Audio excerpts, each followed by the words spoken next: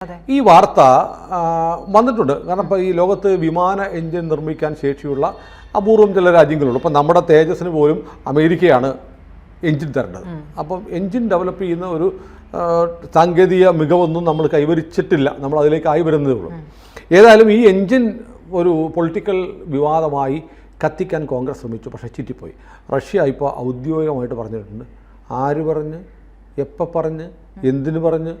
എന്നിട്ട് മാത്രമല്ല, റഷ്യ ഇപ്പോൾ പറയുന്നത് ഈ ഡിസംബറിലേ ഞങ്ങളുടെ പുടിൻ ഇന്ത്യയിലേക്ക് വരാൻ പോവുക. ഇന്ത്യ റഷ്യ സമ്മിറ്റ് നടക്കാൻ പോവുക.